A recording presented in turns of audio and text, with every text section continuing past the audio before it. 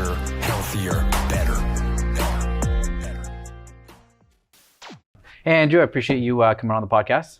Thanks for having me. So today we're going to drink Highland Park. When I was texting you, you said you liked scotch. Yes, big fan. What's your favorite scotch?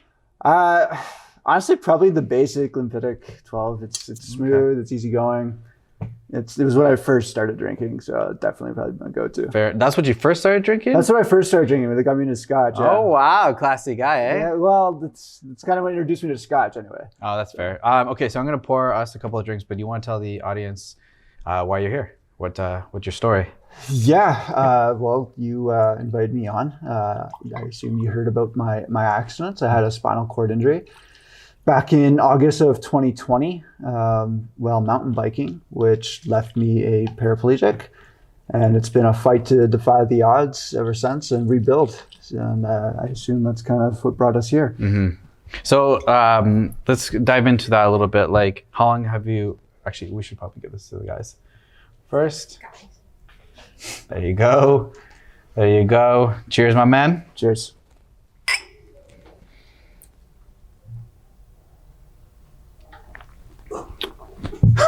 It's a little too strong for Ryan, cameraman. So let's dive a little bit into more like your accident. So how long have you been in that sport for? Yeah, I got into, well, I was always kind of into mountain biking when I was a teenager, but then I really dove into it probably about 6 years ago. I don't know.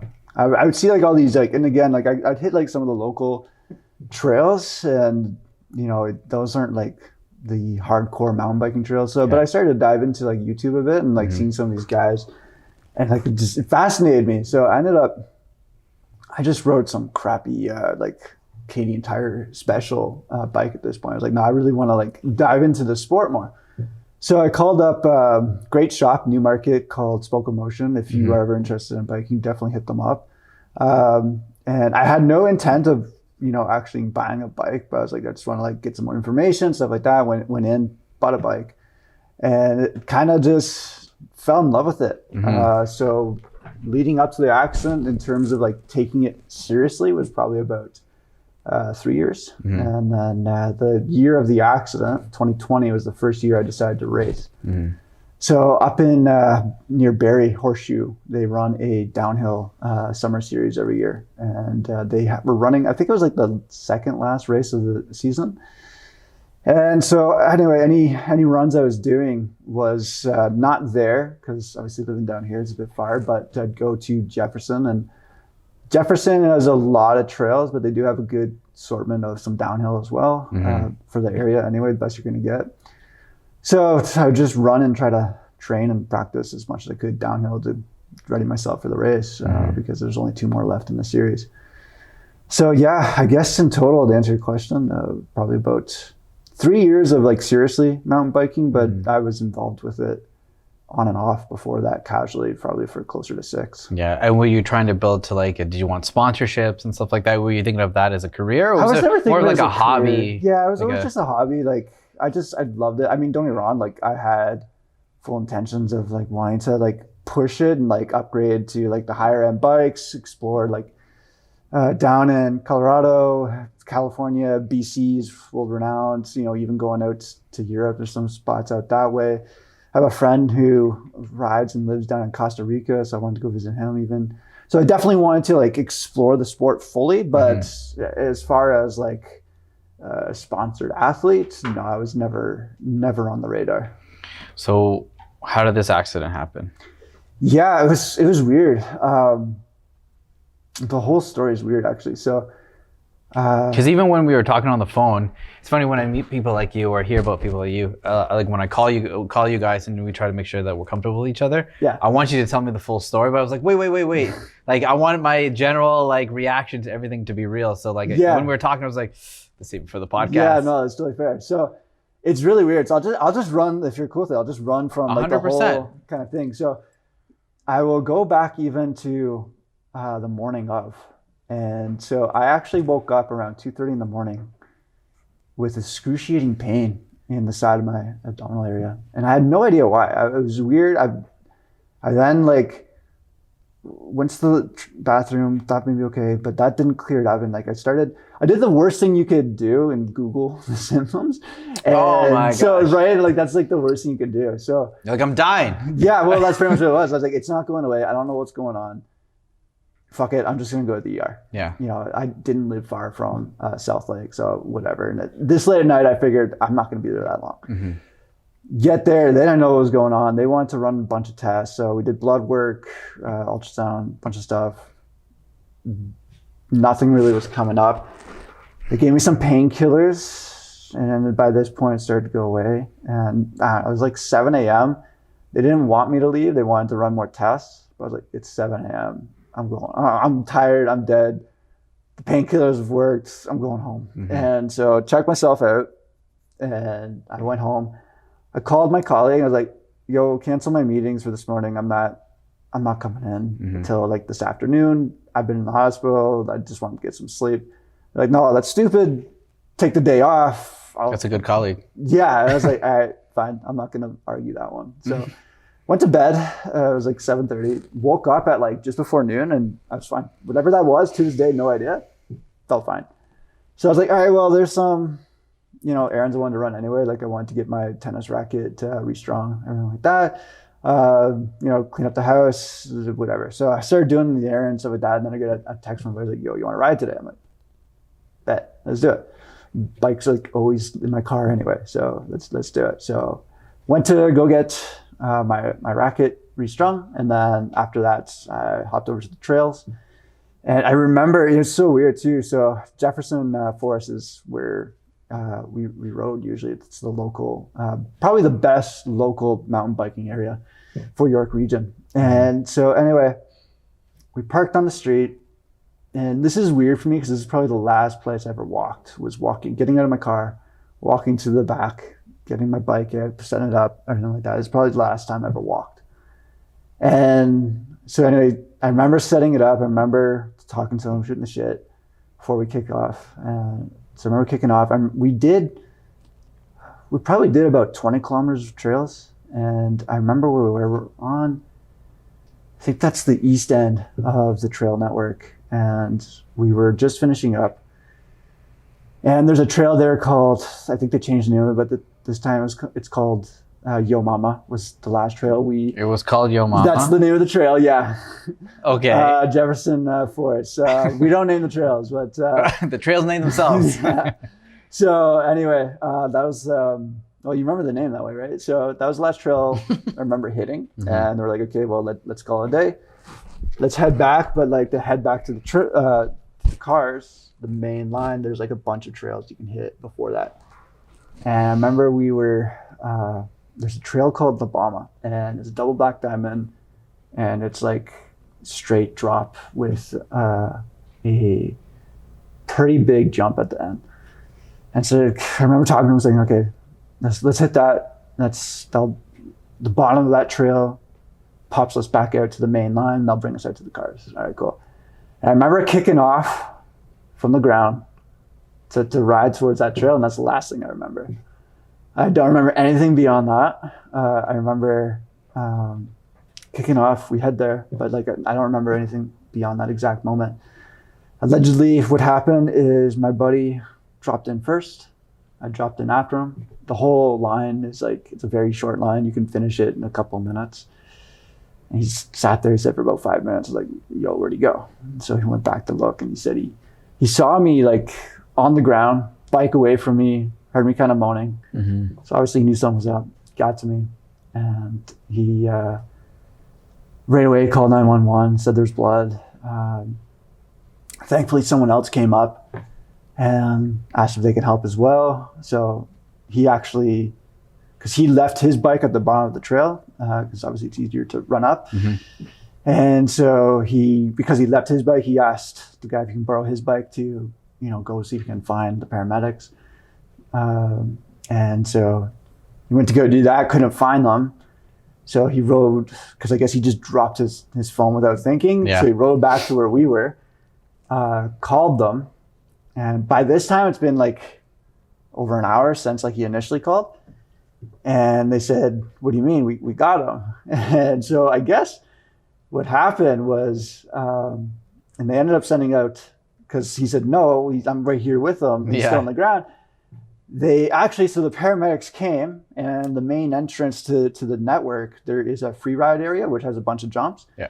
And I guess a kid hit a jump and hit his head. Just by coincidence? Just by coincidence. The coincidence actually gets better than that. So the paramedics came in, found this kid on the ground, asked him his name, and his name was Andrew as well. No way. Yeah, I swear. So anyway, I did actually talk to the kid like a month after. Did you reach out to him, or like? He was in the Jefferson Forest mountain biking Facebook group. Okay. So I saw him there. I was like, "You good? Yeah, okay, good. I'm glad you're good." So anyway, they sent out another set of paramedics. They got me. Apparently, I was still coherent, talking. Don't remember. They got me down to Sunnybrook, and then again, I apparently had a full-on conversation with the ER surgeon and my uncle on the phone, because I apparently asked to call him. And I guess the conversation was, if I had any chance of ever walking again, I had to have the decompression surgery that night on my spine. Mm-hmm.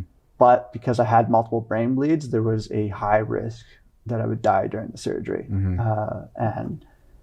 It's funny because you can go back and look at the surgeon notes, because I have all of them, and it says that patient was coherent, understanding, agreed to the surgery. I was like, well, good thing that I did that happened. Yeah, I don't remember any of that. But yeah, so the list of injuries was multiple brain bleeds, mm-hmm. fracture to the C6 in the spine. I had bruised lungs, crushed esophagus, 12 broken ribs, and then fractures from the T4 down to the T11, including a burst at T7, T8, which those bursts are what caused the spinal cord injury at T7, because all the fragments went through. Mm-hmm. And so it was I think a 12 or 13 hour surgery. And then they kept me in a medically induced coma for 9 days, because they still weren't sure if I was going to pull through. They did not expect me to survive the surgery. They did not know if I was going to live afterwards. And then 9 days later, they pulled me out. And it was just kind of a fight to survive and rebuild since then.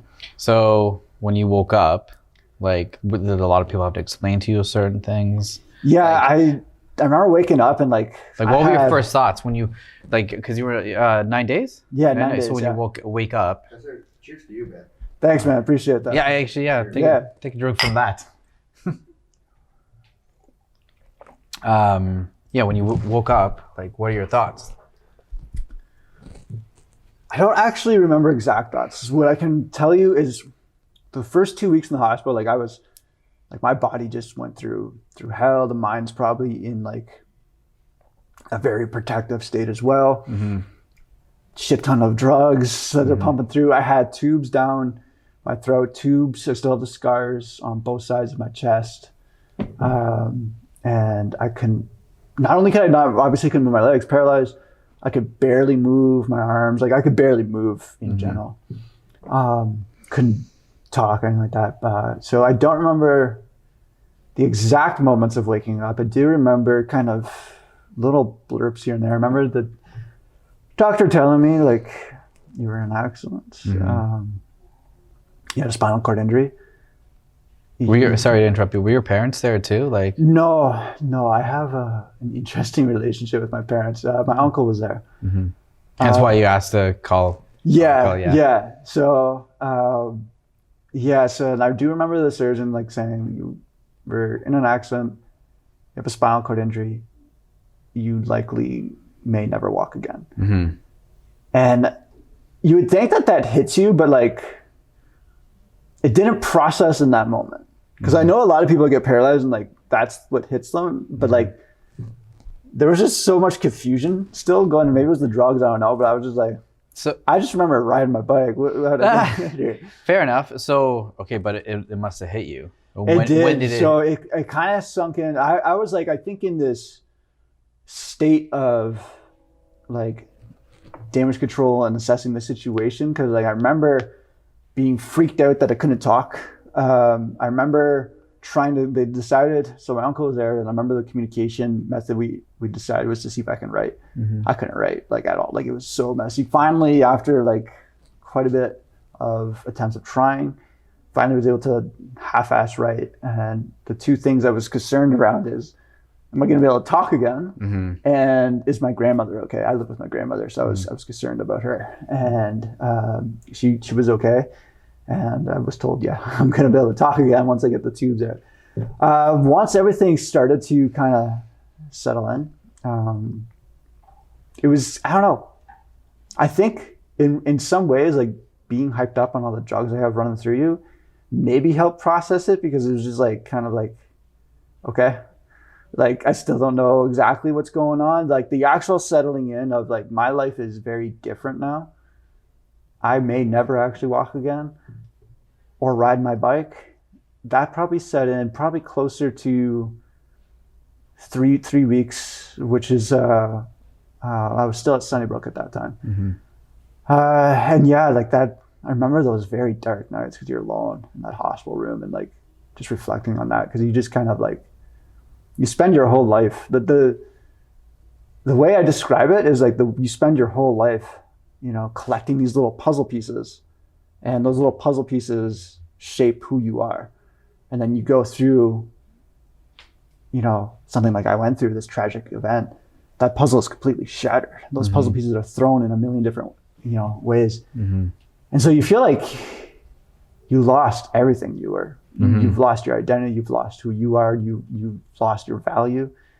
And so just like, you feel like you've lost your purpose, you've lost any will. And I remember laying in that hospital bed and like, just being like, so like angry at myself, angry at the situation, and just like, fuck, this might be my reality. I might never walk again.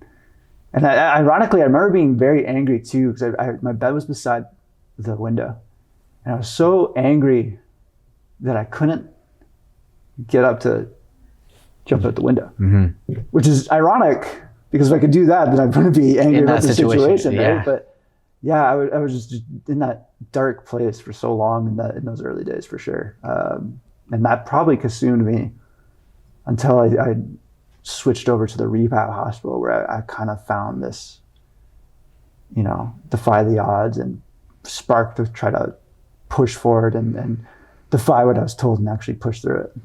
So hopefully this is not pushing it too much, but when you were in those dark places, like, were there suicidal thoughts? Oh yeah, 100%. Like yeah, constantly? that's why I was like constantly though? Or is it kind of just that one moment? No, it wasn't. It was definitely constant. I mean, truthfully, if I'm being honest, like even previous to that injury, like that's something that like I did have thoughts around every now and then that would come and go depending on the season. Dating back all the way to high school, but yeah, since that moment, being in the hospital, like, yeah, I remember it was. So when you did have those thoughts, so what would bring you back? Couple things. A lot of guilt around what it would do to like some people I cared around, like my grandmother.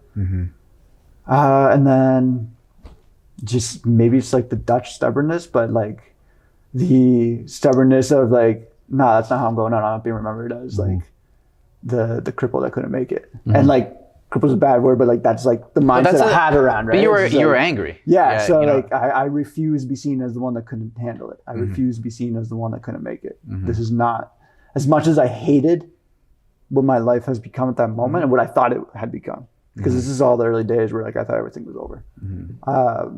I despise the idea of like that's how I'd be viewed, is if I went out, people would assume, and not that people would, but this is what I thought they would assume I just couldn't handle it. I hated that. So that in itself pushed me forward. That's amazing.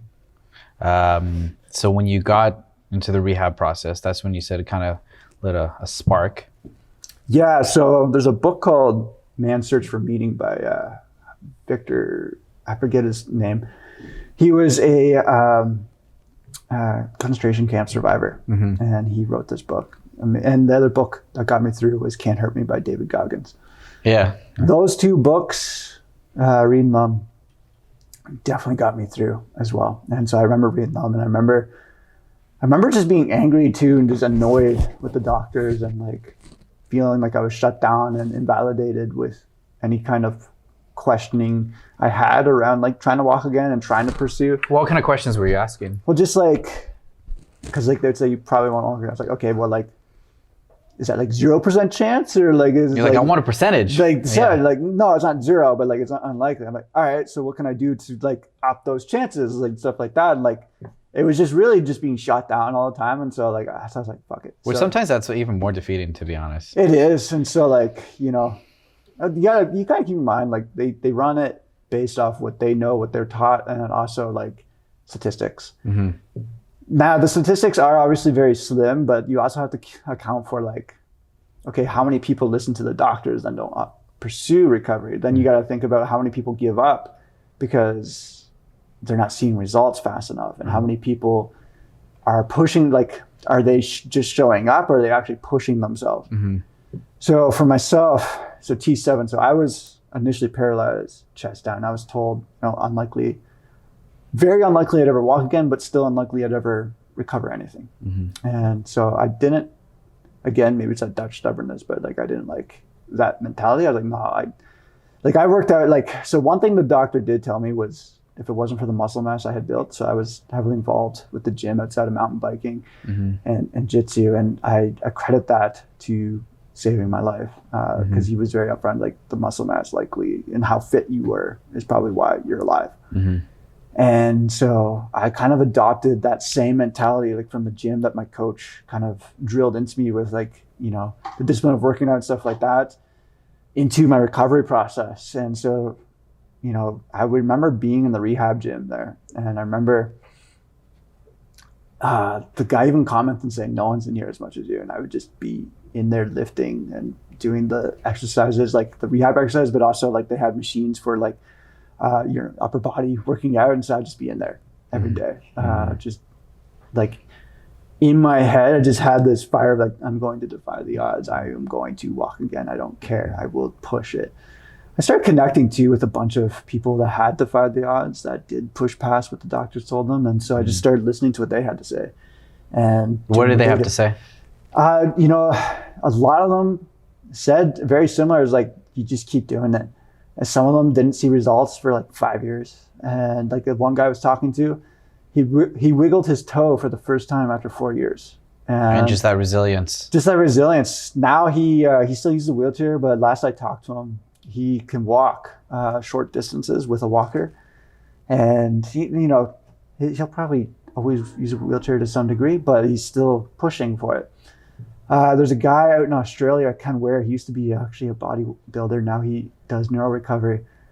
There's a guy that he actually just released a documentary too, but there's a guy that he had there, and he was paralyzed 25 years. And now the guy walks with pulse. Mm-hmm. And so and I've come across like dozens, to be honest. So how did you look these people up? Did you just Google like Facebook groups? And like, honestly, when you want something. What's that Facebook group? Well, spinal cord injury survivors, different spinal cord injury, like rehab. So there's just a bunch of spinal cord injury Facebook groups. And then you just when you are in a situation where you want something, you seek out anyone that's achieved what you want, and you learn from them. You basically become a student of theirs. You research what they've done and everything like that. So that's pretty much what I pretty much made it my full-time job. Well, in the hospital those nights, like just researching what everyone did. Like stem cells are another thing people did, which I actually went for. I was going to ask you about stem cells. So like, how do you feel about that? Yeah, so I actually went to Panama. Because Panama has one of the best successes and researches for stem cells, correct? Yeah, that clinic's definitely probably one of the OG clinics. So I went. So like, as I mentioned, I was initially paralyzed chest down. And whether it was just luck, natural recovery, the stem cells, or the 5-6 days a week of physio and working out I was doing at the time, I've now recovered all my abdominal muscles, all my lower back. If you get me in a pool, my right hip flexor will fire. Now it's not going full force, but it can actually engage. Mm-hmm. The glutes flicker, but not to the point where we can actually get like contraction. Mm-hmm. But none of that was told possible, and none of that was a thing, you know, after the accident. I've read too that like stem cells and stuff like that it's not immediate.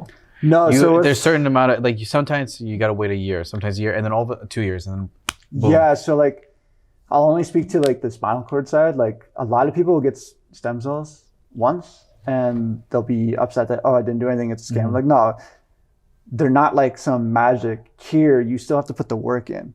You still have to, you know, do your physio, do the rehab side of it. They're really an additive towards everything, right? Yeah, like, you know, for lack of better wording, they're almost like a steroid in your recovery process.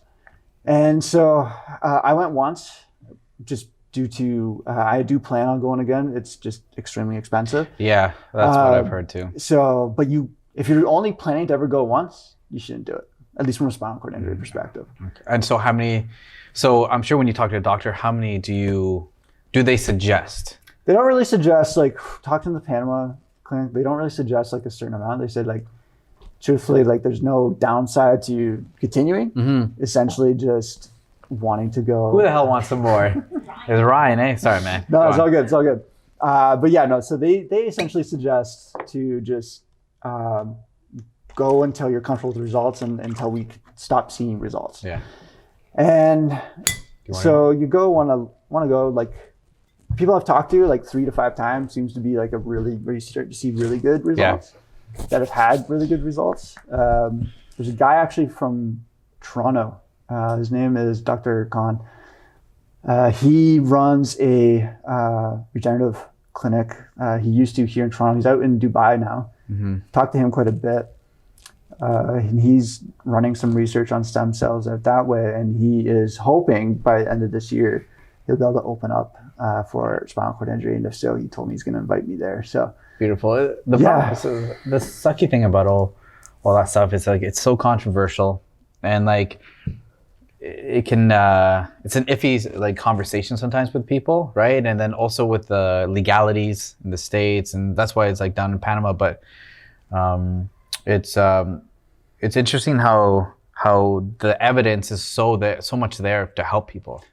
Right? It's pretty amazing. I mean, like, so Dr. Khan, you know, he's a big advocate for it, but it's also frustrating. I can see his frustration in it too, where, like, you know, you have all these pharmaceutical companies that just push, and these doctors will push like the drugs and stuff like that. Yeah, but and this is like this helps so much. It helps so much, right? And like spinal cord injury, because that's the extreme aside, there's so much other stuff that it helps that, you know, they're not even touching on. And like, but yeah, we don't see. We see, like, you know, government doesn't care about it. They only care to push around like the pharmaceuticals. But like, let's be honest, that's how they make money. That's how the money comes in, right? So, it's not. Yeah, we all know that's not how it works. How was the support that you got when this happened? Do you find that people like came to you and really tried to support you? Did you find there was like some people you didn't really like fuck with and were like, hey, like, and you're like, yo, I wasn't really friends with you before. Yeah, like, it was. You know what I mean? How did you feel with that? Nah, the communities, people are amazing. Like, at the end of the day, you know, people are good. I had people like that. Like, you have like old like friends that like reached out or whatever, just kind of like 2 years like. Yeah, I had people I haven't talked to since high school, and they reached out and be like, "Yo, I heard what happened. Like, I'm so sorry." I had a guy actually from high school. I haven't talked to him since high school. He moved all the way to BC, and he didn't like. I moved away so I grew up in Hamilton, and you know, Hammertown. Yeah, good old Tie Cats. But so I didn't really talk to anyone from high school much myself. He as well dipped to BC, but he actually like reached out as soon as he heard, and like had other people like, you know, reaching out. And but yeah, so in terms of people that I had people too that like wronged me or fucked me over. What I was gonna say, like, people like reaching out, like, you almost kind of want to be like, F you. Like, I did have a few. I was like, yo, no. Yeah, exactly. Like, it's like, you're like, you just leave them like unread. You know, it's just like, no, you don't get to like, you know, play the whole, you know. Like you feel like they're throwing you pity or something. Yeah, it's like, no, fuck you. You know, Yeah, like, exactly. Like, go away. You did this. I did not forget about this. yeah. Go away. But beyond that, I had amazing support through community, like, you know, my community up here, friends and family. Family members started GoFundMe, which, you know, there was some money raised around that. You know, my work was great. So Is the GoFundMe done with or no? Because if it isn't, we can put it right over here. Yeah, you know, that's actually a bit of a sore topic. Ooh, let's skip that conversation then. Yeah, no, I don't mind talking about it. You sure? No, it's fine. Okay. I won't go into too many details because I don't know what's going to come of it. Okay. But yeah, the individual that started the GoFundMe was the funds were going into their account, which whatever. But yeah, a year ago, communication with what was happening with those funds stopped, and the funds have not all of it. In fact, I would say like 2/3 of it did go towards like myself, my recovery, but a decent size has lived in their presence and is unaccounted for, unfortunately. So there's a bit of a sore spot in that regard, and mostly just because I feel bad. There's a lot of guilt around that, where like I feel like I gotta. What do you have to feel bad about? Well, because like people donated to it. Oh, you mean in that sense? Sorry, right? Like, yes. And like I have a lot of guilt around like, you know, that for like the friends or people I don't even know that like donated. But it's not your fault. It's not my fault. It's this person's but, like, fault. Yeah, They're the asshole. And so it's just like, well, I have like this is like, all right, I got to be successful in business career because I got to make that money, and like, not that I can know who donated to it, but then that way I at least can like give back to community, kind of in that sense. It's just like kind of this burden that like I decided to carry, where like, okay, once I'm successful business wise, then I can at least give back. What was your relationship with the guy that had the money in the account? What was that? What was your relationship like with the guy? You guys? Don't point at me. I didn't do it. Like a good friend or something? They were a family member, a close family member. They were actually very close at the time of the accident. But yeah, they showed up quite a bit. I think truthfully it was unintentional. I just think that they're bad with money and they were going through their own personal stuff. And I think there's the reason why they haven't like fixed it or like communicated around like what happened. I think it's just shame, truthfully. Like I think they just hold a lot of shame around it. And well, how do you not like? And that's the thing, right? And like, cause they had some other issues in their life that I know they carry a lot of shame around. And like, to be honest, it's on me for like kind of being blind to it. But yeah, so I mean, it is what it is. You just kind of pick up and move forward, just like I have with everything else in this. Have you always been this like empathetic? Like how always had this like empathy towards people? Because to be honest, you seem really chill about all of this. Well, I mean, so here's the thing, right? And it's not that I'm really chill about it. It's like I've had time to process it. Well, of course. I've had time to process it. And the reality is like the more anger I hold in this, the more time I'm taking away from my ability to move forward and build what I'm trying to build in my life. That's a very, very mature, incredible way to think about it. So kudos to you. Well, thank you. I mean, you know, it's easy to say that, but you know, just like any kind of principle you try to hold in life, you're only human. So it's definitely something that I've gone up and down. And, you know, I've learned it through, you know, anger, like having that anger and seeing like how much it holds me back in life. And even in injury, I was angry at myself. Like that took away time from me moving forward. So yeah, I mean. Were you like this before your accident though? Yeah, I had. Or did this push you to the person you are now? I think this pushed me to a degree, but like it's definitely contributed to who I am. You know, as I mentioned around the puzzle pieces, slowly, you know, that puzzle that went to a million different pieces, you slowly rebuild that puzzle, and you know there's going to be new pieces in that puzzle shaping who you are. So there's definitely new pieces that I've found that kind of dictate who I am and have shaped me through experiences through this. I've had, even before, I had a pretty rough relationship that led me to see a therapist before the accident. And I still see that therapist because, you know, I actually think it's beneficial post-accident, but even just in life, having that kind of guidance. I definitely agree with you. I talk about it with a couple of my friends that like everybody could benefit from therapy just a little bit. 100%. And I think there's a wrong stigma towards therapy in the sense of like all of a sudden like you know, you have all these mental health issues, whatever. Sometimes you just need a different perspective. And like sometimes you need to just have a conversation with somebody who's just like, never thought about it like that. You know, and like I think there's a lot of negative ideas behind therapy, which I don't like.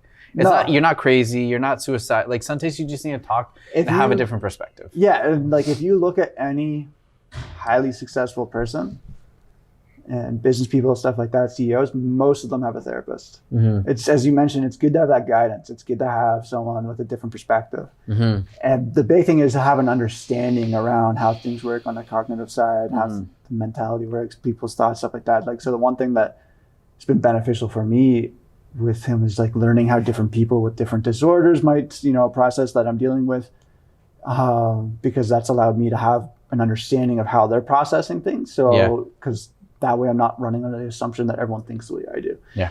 And even in business, just learning about different personality types, then you learn how to work with those people and stuff like that. So there's definitely a lot of benefits beyond, you know, just dealing with mental health. I totally agree with that. So I want to go back a little bit. How long did it take for you to get your first success to feeling like you're on the road to recovery? Yeah, probably like going back to Linters, which is the rehab hospital. Actually, no, we'll go back even further. Yeah, we'll go back further. We'll actually go back to the hospital, Sunnybrook. And so they had a physiotherapist coming in within the last, my week there. And she just wanted to like assess me. And like one of the things was like getting me just to sit up and sit up on the edge of the bed. I couldn't do it. And the reason I couldn't do it is the moment I'd sit up, my blood pressure would just tank and I would just, vision would go fuzzy, lightheaded, stuff like that. I'd have to like lay back down. Yeah.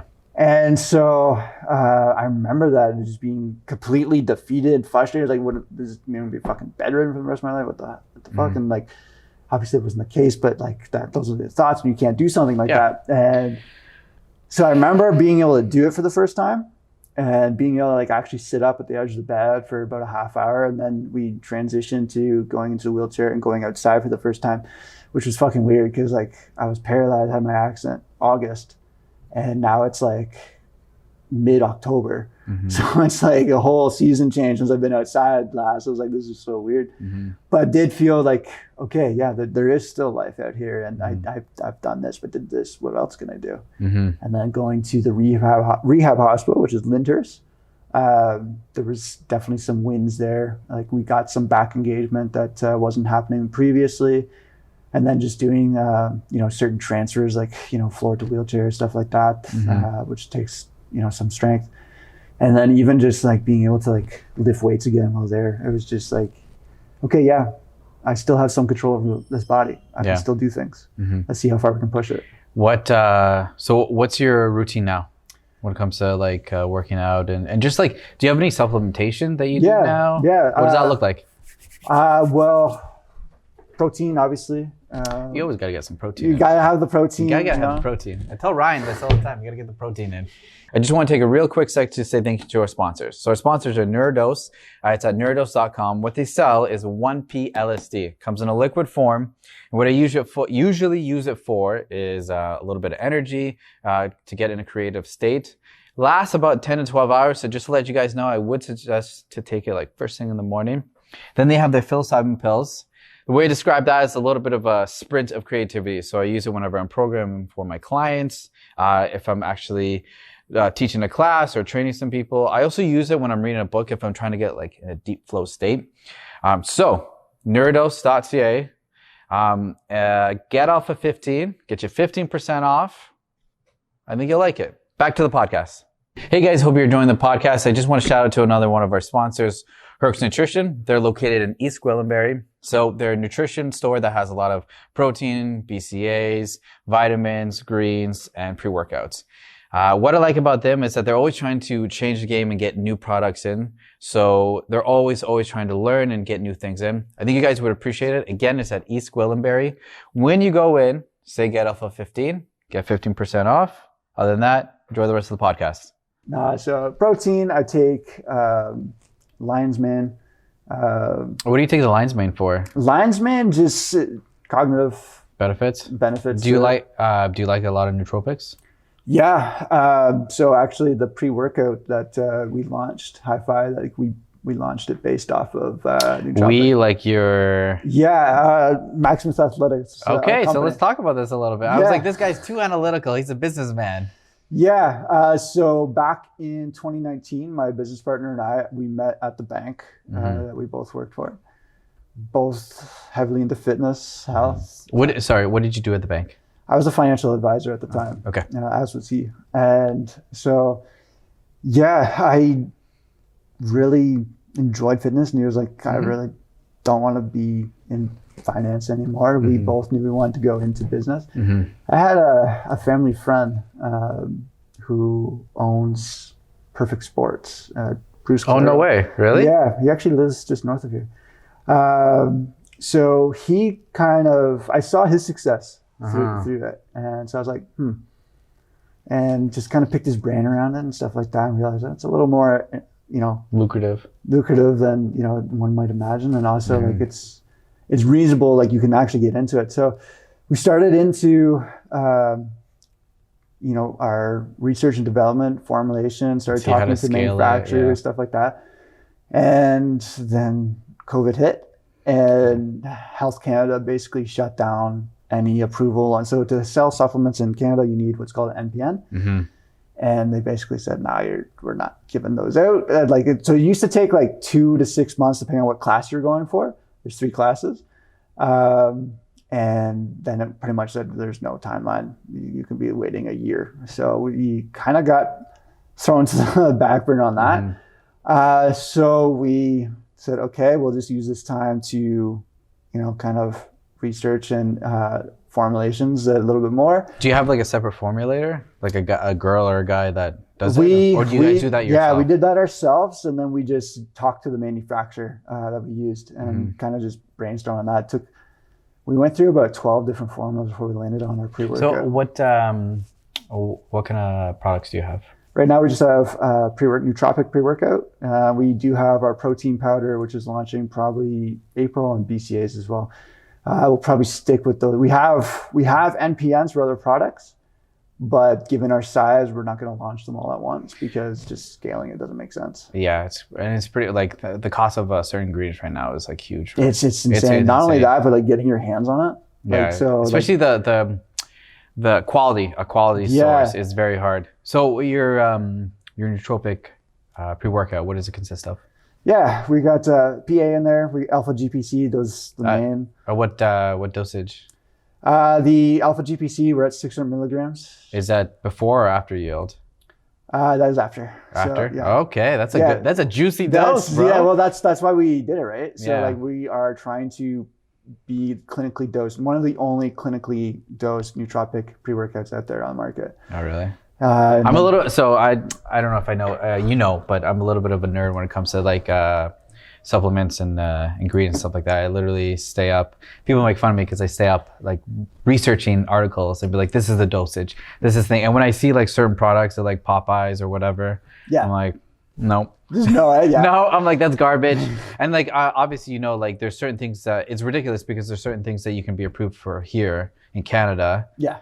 And it doesn't mean it's like, or things you're not, and it doesn't mean it's bad. It's just it's interesting. And it's funny, like, because we're looking to transition over to the US because the market's bigger. And it's funny because like the FDA and Health Canada are so different. So different. Like, so Health Canada seems to care about your like initial formula, but they don't care about much beyond that. They don't really care about like double checking. So like FDA, they will like investigate every little thing. Health Canada, like, because even with manufacturers, once you have your license or your NPN, like unless someone reports, they don't investigate anything. And usually it's people who like see you as competition as reports you. And correct? that's the thing, right? Like, so like there was a couple companies that they were running with no NPNs, and like they got shut down last year because probably someone just reported. Like a mom and pop supplement. Probably, yeah. Like when there's natural health product number. Yeah. So you need to, if you want to sell any natural health products, you need to submit your application to Health Canada, And you can do it through an advisor, or it's free to do directly yourself. And then there's class 1, 2, and 3, depending on what form they're submitting for. And then Health Canada will approve it and give you an NPN number for that product. Sorry, I cut you off because I was so excited about supplementation. What's the rest of the label? So you have 600 milligrams of alpha GPC, 100 of the PA. Then we got 300 milligrams of caffeine. Is that an anhydrous or? What's that, sorry? What is 300 milligrams of anhydrous caffeine? What kind of is it from coffee? Coffee bean? Just straight caffeine. Straight caffeine? Yeah, okay. Yeah, just straight caffeine. Then we got the B vitamins in there. Okay, to give a little bit of extra energy. A little bit in there. Then we got the typical amino acids in there as well. That's all right. Really market around the nootropics. It's kind of been the selling point. We didn't want the beta-alanine in there because that's the jittery stuff like that. We know people don't like that. There are people anyway that don't like that. So that's kind of what we kind of market around, and the nootropics kind of help get that focus without the jitter. So that's pretty cool. Yeah. So it's been good. We've made a lot of progress with event marketing at the different gyms through. At 45, we were at Athletic Culture. We're in talks with them about them carrying us, so they'll be one of the first to carry us. Athletic Culture? Yeah. Oh, Have really? You ever been there? No, but I want to go. You should go. That's an amazing gym. The culture there, I don't know the name. Yeah. But like, solid community there. Amazing machines, amazing equipment, tons of room. So have you met Jacob and all of them? I don't think I met Jacob when I was there. No? No. Who'd you meet?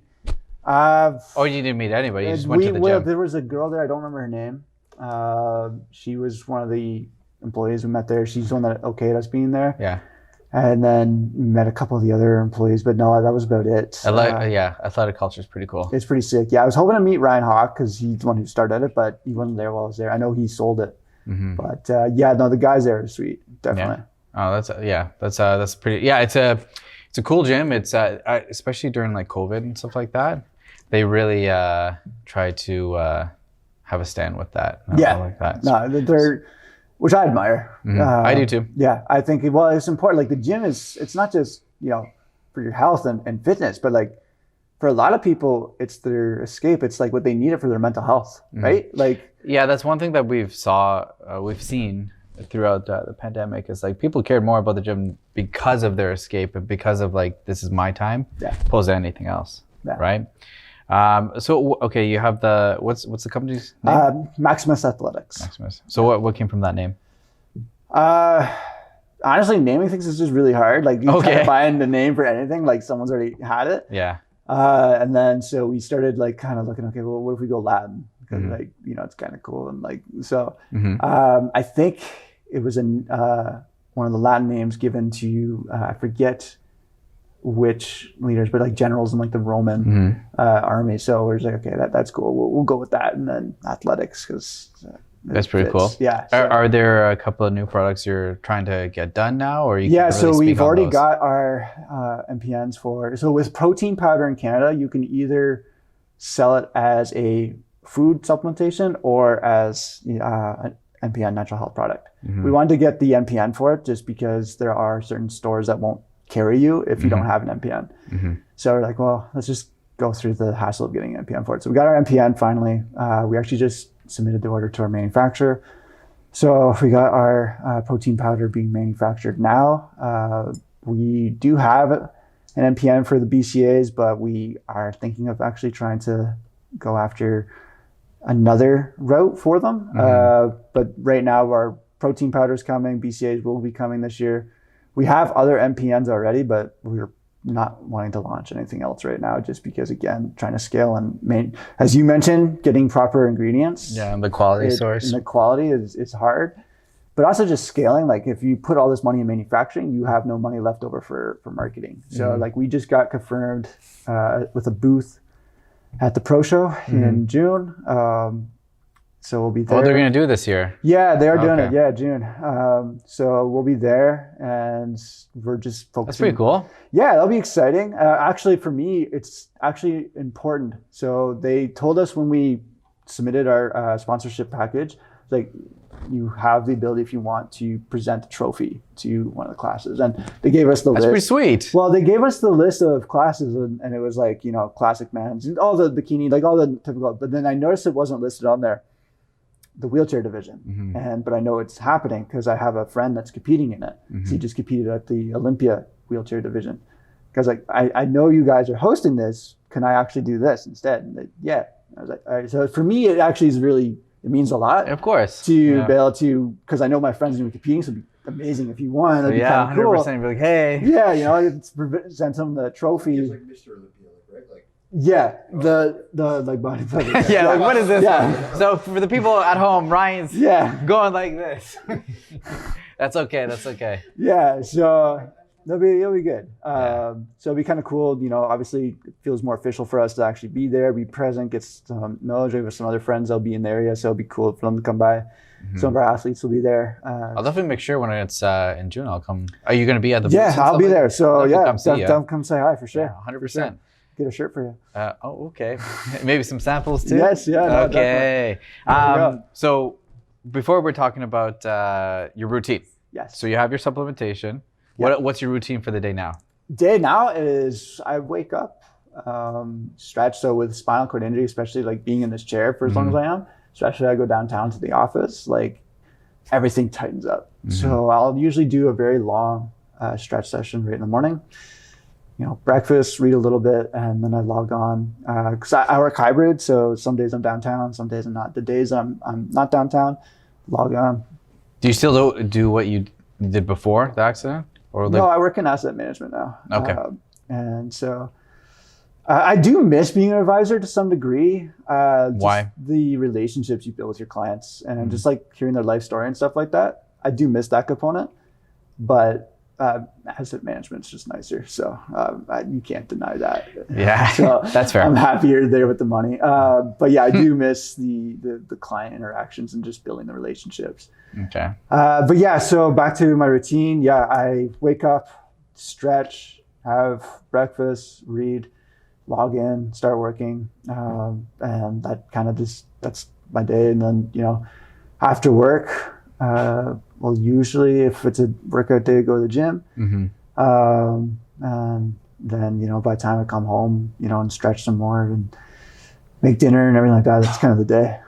Okay, that's not bad. And is it a huge adjustment to what you're used to? Like, when did you understand, like really, really fully understand that, like, this is my life for the rest, this is the way I'm going until like improve? Yeah, I don't even know. I think it just kind of naturally set in. It was just kind of like slowly transition, and like it was the reality of like, if I want this, I have to continuously pursue it. But I think that comes with anything. Like if you want anything of fulfillment and purpose in life, you're gonna have to continuously choose into it. And so yeah, it's a constant choice every day, because there are definitely days I want to throw in the towel. There are days I want to give up. There are days I don't put in the full effort. That's human. Can I ask you a thing? When you hear someone like complain, it's like, I complain a lot. Like you're just like, shut the F up. Nah, you know, like, okay, I have two answers to that. My initial reaction sometimes, if there's someone I don't like or they're annoying, is shut up. I gotta go. Fair enough. But for the most part, the mentality that I try to have is, you know, what I go through does not invalidate what you've gone through. And I don't wish what I've gone through on anybody. And I also acknowledge that there's people way worse off than me.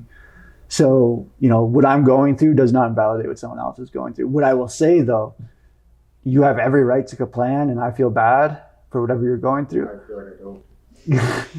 But if you are going to continuously choose into feeling bad and do nothing to better your situation, I no longer have sympathy for you. That's something I definitely agree with you on.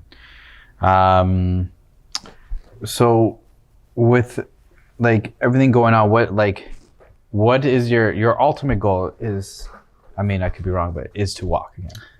I acknowledge the likeliness of me ever being a full-time walker again is probably not in my cards. But if I can walk onto a beach with some whiskey on a beach in Costa Rica, I'd be very content with that. Yeah. So this year, so I am walking with braces right now, and the braces go from my ankle to just above the knee. But a lot of that is more so just really engaging the hip flexors, but a lot of momentum, putting a lot of my weight into the walker and stuff like that. But we're going to, with some bigger goals in mind, if this happens, we're going to try to do 5K at that this year, this summer. So we'll see how that plays out. If that happens, we'll probably look into some bigger goals. But yeah, the goal is to get natural gait activation and to walk some degree in that regard. But like I'm chasing so much in my life that's just, you know, it definitely was like for the longest time, recovery and defy the odds. I think I needed that mentality because it gave me a purpose and my only purpose, my only will to live. But it's kind of shifted where like it's definitely, that was my identity and it's definitely a piece of who I am. I definitely provide a lot of inspiration and motivation to others, both in wheelchairs and out of wheelchairs, but there is a lot more that drives my purpose moving forward now. So on that, like what motivate, like what's your motivation, like in the sense, like who motivates you? Is it, you were talking before about Dave Goggins and stuff like that and the people around you, but like there's certain people that you read, there's certain podcasts that you look up. What's your integral motivation? Yeah, I mean, is it just to defy, I'm going to say just lightly, but is it just to defy the odds and be that person, or? No, like I've kind of defined what I want in life, the things I want. So I think that drives me forward quite a bit.